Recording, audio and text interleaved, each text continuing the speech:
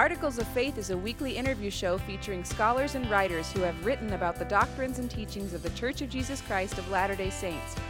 Articles of Faith is a production of Fair Mormon and is hosted by Nick Galletti. Hello, this episode's guest is Royal Skousen. Royal Skousen is a professor of linguistics and English at Brigham Young University. He is considered to be a leading expert on the textual history of the Book of Mormon. He is also the author of the article in The Interpreter, another account of Mary Whitmer's viewing of the gold plates. Welcome, Royal Skousen. Thank you. Thank you for coming in. So I have to say right off the bat that I love your name, Royal.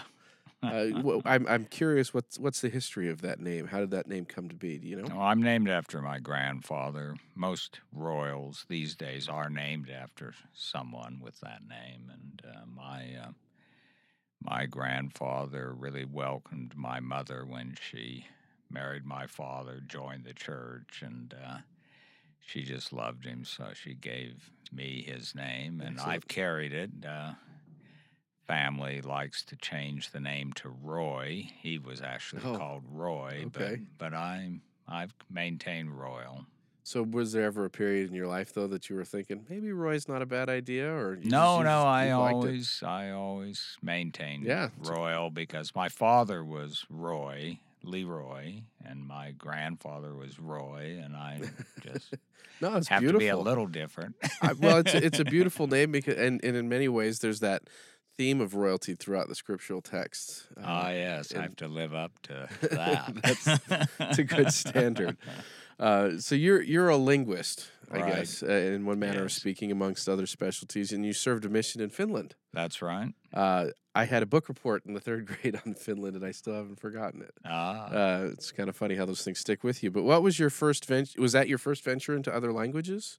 No, actually, I learned Latin first in high school. My mother had taken Latin and taught me a few of the declensions, just used to repeat them. I thought, well, I'll take Latin. So I did for 2 years. Then I took German, and I had about 4 years of German and was sent on a mission then to Finland. So, wow.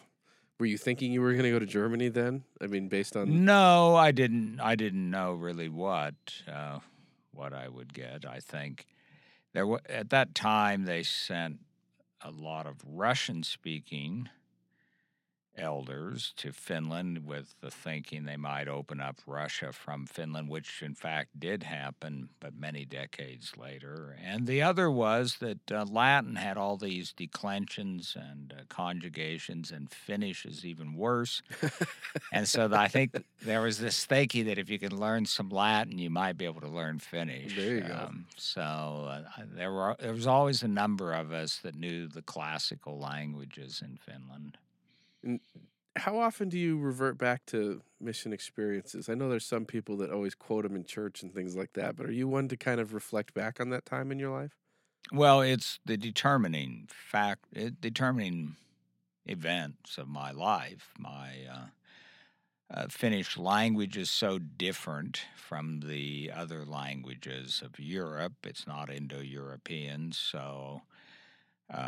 that led me into linguistics, but my wife is Finnish, and so I have this huge cultural background in Finnish. And kind of never leaves you then. Yeah, I write my diary in Finnish and things like that. Really? So even to this day. That's fascinating. It's a real part of my life, that's for sure. Did you guys try and pass it on to your children? Well, we tried. It only worked when we visited Finland. I was there on a Fulbright, and 2 of my girls learned Finnish quite well at the time. But the rule really is it's the language of the area you live in that takes over no matter what. So it was hard to maintain it once we came back after that. You talk about the coming forth of the Book of Mormon, and it has to be an intriguing prospect for study as a linguist. Simply understanding the translation process and things like that, I would assume. I guess this is kind of evidenced in your life with your efforts with the Book of Mormon Critical Text Project. Now, as I understand it, it took over 25 years. Is it still going? It's still going on. Okay. I'm in the last part of it.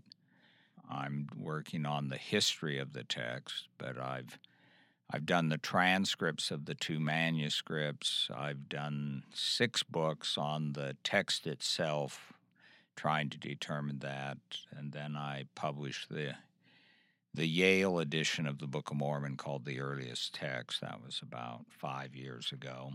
I've done sort of the core portion, but now I'm working on the history of the text and the nature of the original text. So I'm hoping to finish that up in the next couple years. And did you have a timeline? Did you say this was going to be a 30-year project? I hate to say what that is. I was looking at, after I'd worked a couple years on it, I said it should be done in about 3 years. Oh. And I've been saying that actually ever since. Now I'm down to 2, so 2 years. So I think it's doable, But you keep discovering things that you weren't expecting to find. Such as?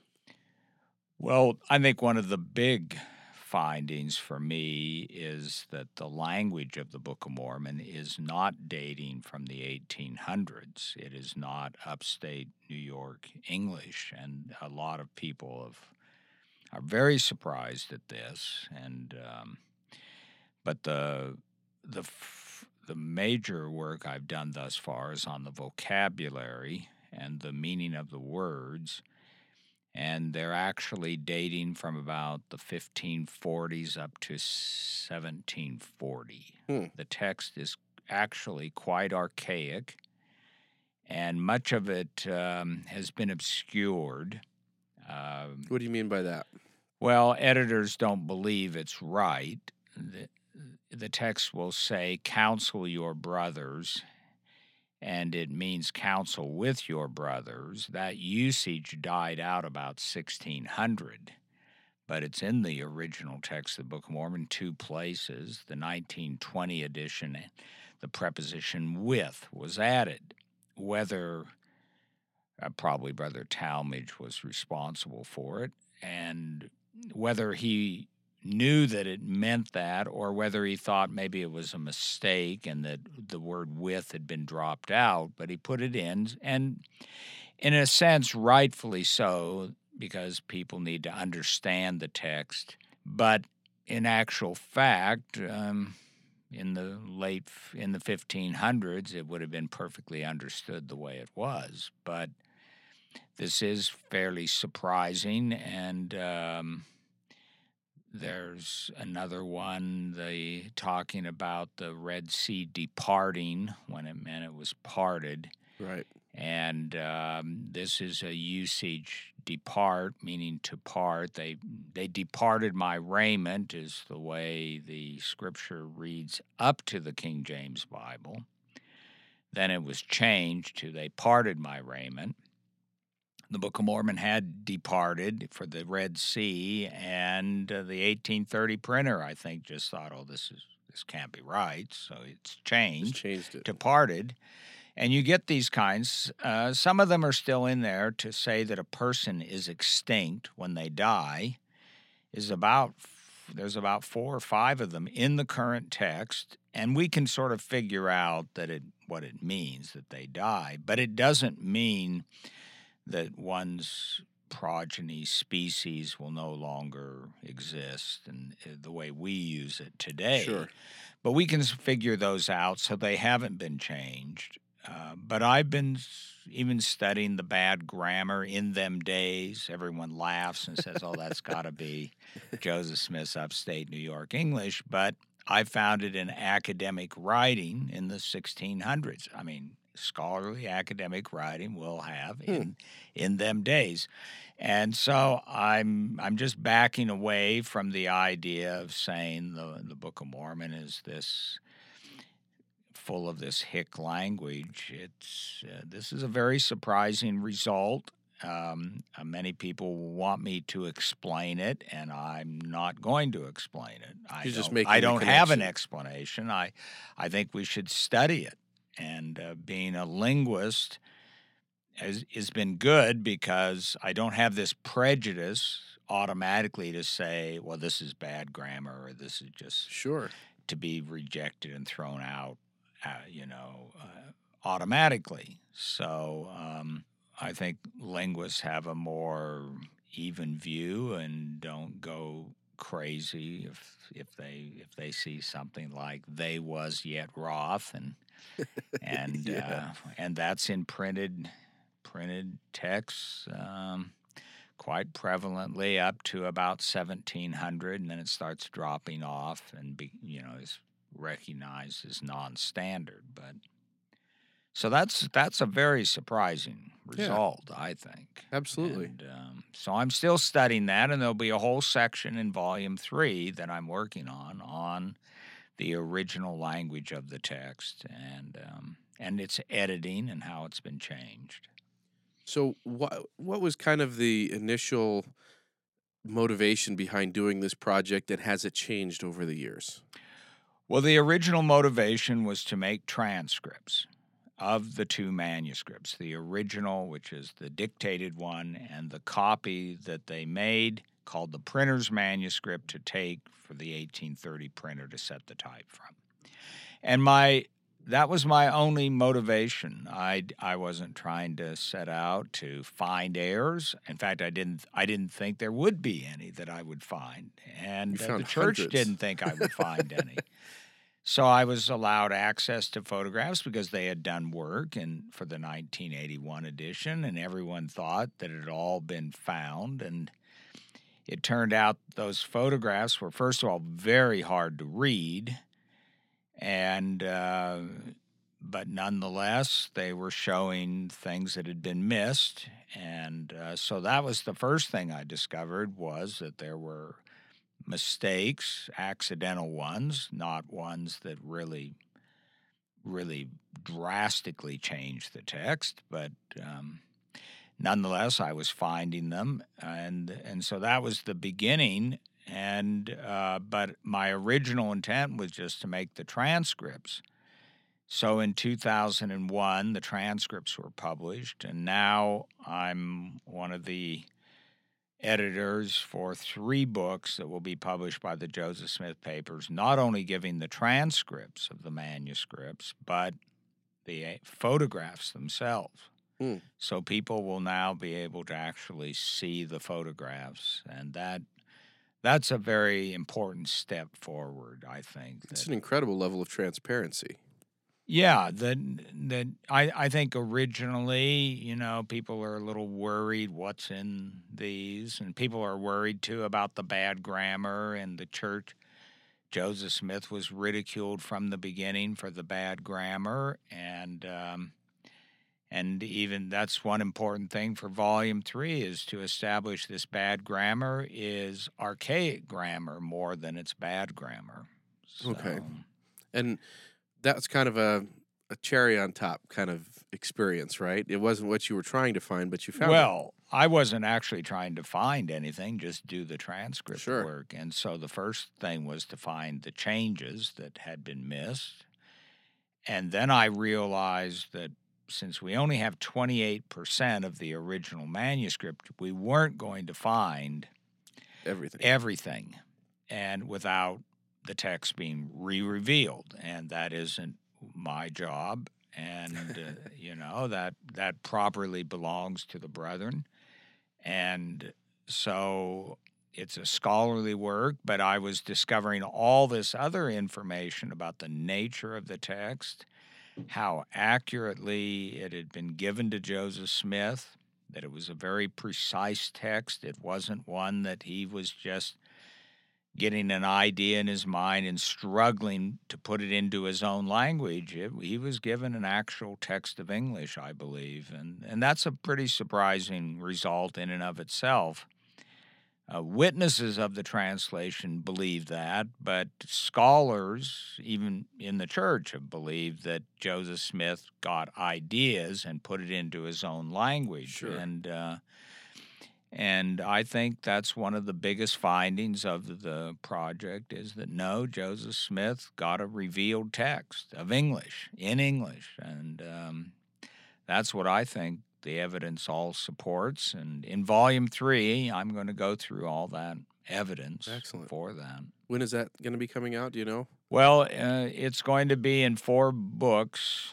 I believe it'll be 4 books, and Volume 3, and it should start appearing in a couple years. I've already. Oh, okay. So it's not like around the corner. Well, I've done the typesetting for about 1,500 pages. Wow. I mean, my typesetter has done it, and I've written it and had it edited and all that, and so there's a whole section on the grammatical editing of the text, and that's about 1,000 pages. Jeez. And then there's 400 pages on just the spellings and how the scribal spellings and what they tell us about their pronunciations and various things, and Joseph Smith's pronunciations, plus the spellings of the editors, how they've changed, how we've had British spellings, so to speak, intermixed, and how they've gone to more standard American spellings. So all of that's been done. Okay. So right now I'm working on the vocabulary and the style of the language and the grammar style that was in the original text. And I'm kind of curious now that you bring this up. When we have these people say that this was bad grammar, this was backwoods grammar, or whatever you want to call it.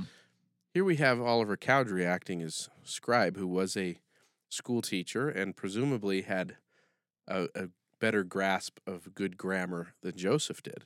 Do we have any experiences where he said, Joseph, that's not good grammar? Well, actually, the evidence in the manuscripts is that they are faithfully trying to reproduce what Joseph Smith was apparently seeing in the instrument he was using. And there are some occasions where they first accidentally wrote the good grammar, and they corrected to the bad grammar. Did Joseph correct them? Well, we don't know. The evidence suggests that it's not Oliver, but he's following the dictation of whatever is in front of them, because there are examples of the opposite as well. So it's not. It's one that I will go over in some detail in Volume 3 as to are there errors in the text that show sort of overlay? For instance, one of the scribes, probably one of the Whitmers, wrote drowned, but Oliver always wrote drowned, and the other scribe, his brother, wrote drowned, if I recall. So none of them, only once there's drowned. Okay. And that may be just that scribe's pronunciation. So there is this possibility of what I call grammatical overlay by the scribes, even Joseph Smith. We just have to look at it. However, we can find drowned in 1600s. We can find attacked. The word attacked always has a T on it in the manuscripts, and we can find that as well. It's really quite old. So whether that's overlay or not is something we have to probably just look into. But I've been taking the position that if we can find that it is old, we'll put it in and not worry about removing it. Sure. So it's got a basis, so you can justify But it. Oliver is not. Even though he teaches school, he is not as educated as we might think a school teacher would be. Okay. So he misunderstands things. So he will write down they arrested the scriptures. Twice he writes arrested instead of rested. He doesn't arrested, to twist the scriptures is already archaic. And so he doesn't recognize it. He thinks it's arrested the scriptures. That's what he wrote. And even the 1830 typesetter put arrested the scriptures. Okay. So even he didn't recognize it. So sometimes we think, that they're going to know all the things we would know. So Oliver thinks there's a fraction in the government instead of a faction. Oh, okay. And, I remember learning that reading the Federalist Papers in high school, and Madison talking about factions. That was a new word for me. And at that time for Oliver, he didn't recognize it. So, Oliver, by the middle of the 1830s, when he becomes a lawyer and so forth, is much better he learns. And when he's acting as scribe, there are errors in it. And we just have to recognize that both Oliver Cowdery and Joseph Smith are on a learning curve, and they're as we would be, probably. Sure, absolutely. That's totally understandable. Well, let's move on now to your article, because you mentioned a little bit that you are working now on the history side of this Book of Mormon project. Right. I would assume that your article on another account of Mary Whitmer's viewing of the gold plates stems from that effort. No, it's just the family. See, this is a tradition. This is a third account. And they all three accounts come from the Whitmer family, all three from different sons. So we have David Whitmer's account, and then John Whitmer, that doesn't come from John himself, but from his son, John Jr. And but they're quite similar. And maybe there was cross-fertilization between their accounts. They are so similar. Yeah. But then there is this account coming through the Christian Whitmer. Christian was the oldest, and he dies in 1835 in Missouri. And his widow then marries a Hewlett, a Sylvester Hewlett, and their family comes west. They come with the Saints. So they kept this account too.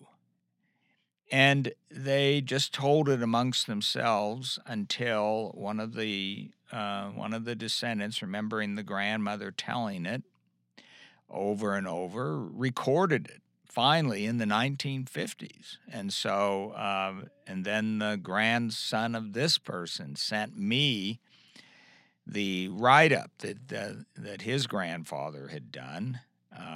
Just because how did that well, come to be? because he knows I'm doing this project. Okay. So people know that I'm doing this, so they send it to me. And it's an astounding account because it finally gives a motivation for the angel Moroni showing the plates to Mary Whitmer. You see, the other two accounts simply have, you're working really hard, and I feel sorry for you here. It's an assumption as to why, yeah. Yeah, they sort of assume that she's working so hard, she needs some encouragement. A reward. Yeah, almost a reward. And you sit there and and I used to always think about that. Well, what about Emma? Emma never got to see the plates.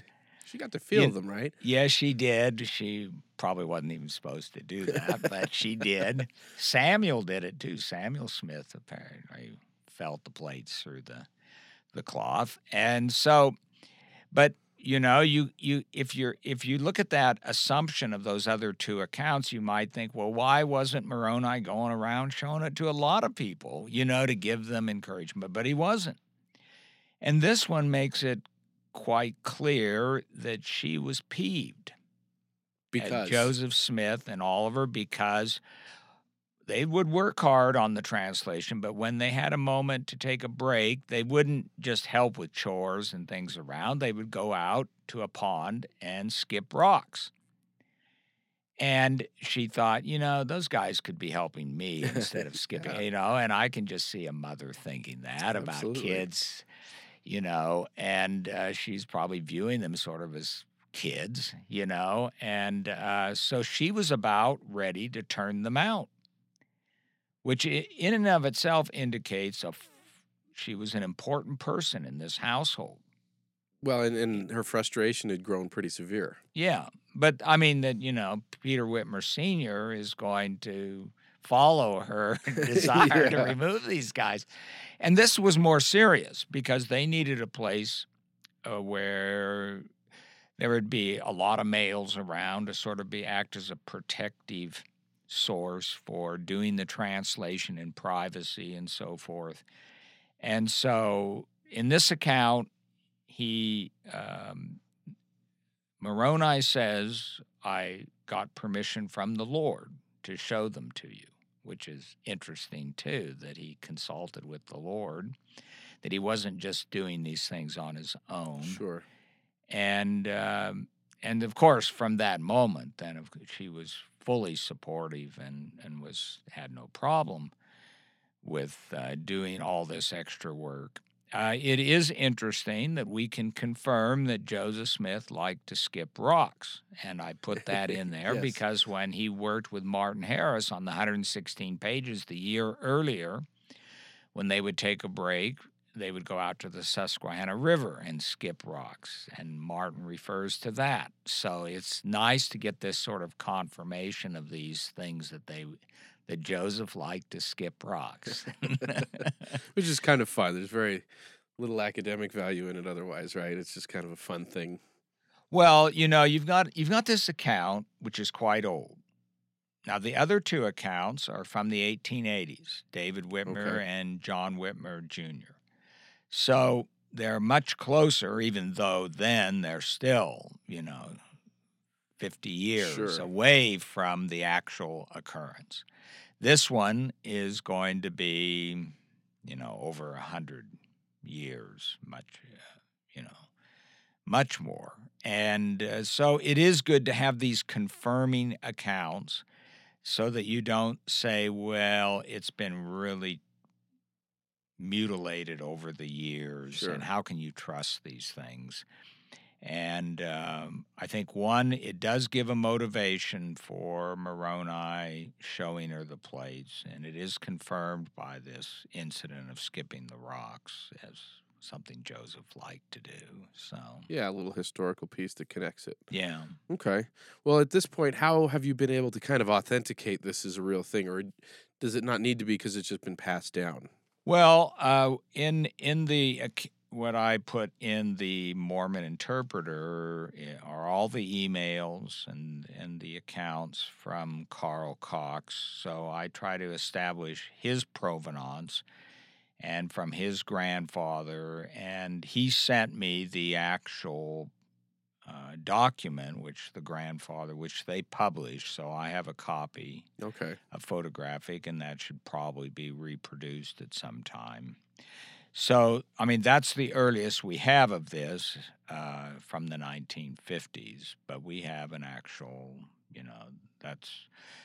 that's what we have. And so I wanted in the article not to embellish it with there's really very little of me, except for some of the interpretation of these things I've mentioned, but I've tried to reproduce. I didn't reproduce in the Mormon Interpreter the actual document because they don't really have a good means for doing this right now. But eventually we'll probably put it in volume 3. Okay. So it'll be reprinted in there. Yeah, the actual what Carl Cox printed for his grandfather in the 1950s. He had to do some hunting to find this document for me. Did he knew it existed? Yeah, he knew. Okay. He had done it, but when he was a young man in his, 20s, but he didn't know where it was. So he did some hunting for me. Wow. Because I said, well, we ought to have that, as best furthest back we can find something to establish it. What is the significance of? Are there any other significances to Mary Whitmer being another witness? Because there's still a lot of members of the church that are unaware that there was even another witness other than the ones we have recorded at the beginning of the Book of Mormon, let alone a woman witness. Well, hers is different also in that, as far as we know, she just orally told it to family members over and over, but she's telling it. So the others quite clearly have both the 3 witnesses and the 8 witnesses have an actual document, each one. They're quite different, these documents. The 3-witness document is a miraculous statement of an angel appearing the voice of the Lord, a table in front of them with objects. The two of them describe these objects. They were not allowed to touch anything, not the plates, not the apparently the Nephite interpreters were there, what we call the Urim and Thummim, the sword of Laban, the brass plates. All these things were apparently on this table. And the angel, Moroni, picks up the plates and shows them, leaves through them. But they never get to hold them. And both David and Martin said it was visionary. So it's very different. The 8 witnesses go out into the woods, and Joseph comes walking into the little clearing with holding the plates. They heft them. Look at them. Right. This is very physical. And the statement is very physical. It's a legal statement, the said Smith. You read it, it says, but the 3 witness one is a very spiritual, and it uses the language of the Book of Mormon, whereas the 8 witness one does not use the language. It uses the verb to heft, which isn't even in the Book of Mormon. It uses language which is very 1800. It's sort of interesting how one is a very physical account, one is a very spiritual. And it's interesting in a court of law how both of these would would really hold up well. And I think sometimes we as Latter-day Saints don't realize what Joseph Smith's trying to do here is provide legal evidence for what he has done. When he got done, he went in and told his mother. The relief was so much because now other people knew. And sometimes we in the church don't appreciate Joseph Smith's desire to have other witnesses. When he had his first vision, he never had another witness of it. So that minister, right from the beginning, said he was deluded. And, right. And how could he prove it? He couldn't. Right. He couldn't. He had no. But everything else Joseph ever does, from getting the priesthood with Oliver, he's got Oliver there. Right. When he sees the Savior, he's got Oliver. And Sidney Rigdon Sidney Rigdon with the vision of the 3 degrees of glory. Mm-hmm. It's amazing how Joseph Smith has other witnesses. It's important. And so we have the 3 and the 8. And this is the Mary Whitmer is not of the same nature. It is to encourage her, to not turn them out. This would have caused a major problem. It was difficult to go back to Susquehanna because there were difficulties in the neighborhood doing the translation. Where were they going to go to do it? So it was a serious issue. So I don't think we should look at hers as the 12th witness in the sense of the 3 and the 8. Right. Because theirs is a legal, one miraculous and one very physical, but legal witnessing, testimony, whereas hers is a personal one. Well, she was under no obligation to share that witness, correct? That's right. And she only, as far as we can tell, only told it to her own children. She almost had to kind of keep that secret in a way. Well, you notice in the account, in the Mormon Interpreter, the 3rd family, the woman who is telling the story, for a while wasn't telling it because it wasn't out there. And then when Joseph F. Smith and others were telling their interviews with John C. Whitmer and David Whitmer and were publishing these, then she felt like she could start telling it again. So there is sometimes a reluctance, these are personal things and we shouldn't be maybe sharing them. So she felt like then she could. So I know people like to call her the 12th witness and make a big thing out of it, but it isn't legally establishing like those 11 witnesses are. And theirs is hearsay in a way it is, all of them. Because we don't have anything from her directly, not even handwritten or anything. But they all even though they differ in some of the details, they're all supporting of what took place. And we now have a very good reason for understanding why Moroni was concerned and needed to show the plates to this very important person. It seems like women with the name Mary get some pretty incredible experiences. There you go. Maybe so. Maybe it's the name. Yeah. All right. Well, I guess in the end, you see this experience and you think, this is something I've got to print. Yeah. Because it's got historical value and helps. I guess is it a kind of an apologetic source then, just because it simply is another witness? No, I don't view. See, I'm saying this 12th witness really isn't of the same level, right? Obviously, and the provenance issue with all three accounts is not the same. I mean, these others are signing their names to this document. They're going to print them in the book, and they're going to be called upon. And so it's a very public kind of witnessing. So I don't view it that way. I felt like it was great to have an account which gave another aspect, that gave a perhaps real reason for why it had to be done. And it's a very practical reason. Yeah. Yes, it's much more practical and necessary, and it isn't just like, here, we're just showing the plates to people to make them feel good about this. I thought it was important to do it. I had told a few people about it. I'd gotten this from Carl Cox, and I was just going to put it in Volume 3, and then I realized, well, I've been telling people, and it's sort of spreading around. I better publish it because it'll come out in some garbled view.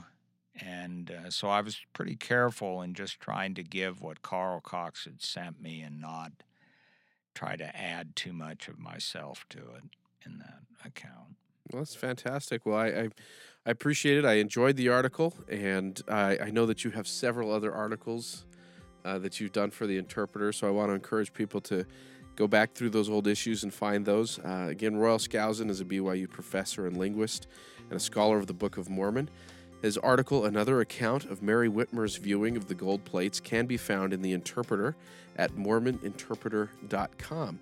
Thank you very much, Royal, for coming in. Glad to have been here. Thanks. Thank you for listening to this episode of Articles of Faith with your host, Nick Galletti. This has been a production of Fair Mormon. This and other podcasts are available at fairmormon.org. The opinions expressed in this podcast are not necessarily the views of Fair Mormon or the Church of Jesus Christ of Latter-day Saints. Please subscribe to our show in iTunes. Questions or comments can be sent to podcast@fairmormon.org. Tune in each Monday for another episode of Articles of Faith. Thank you for listening.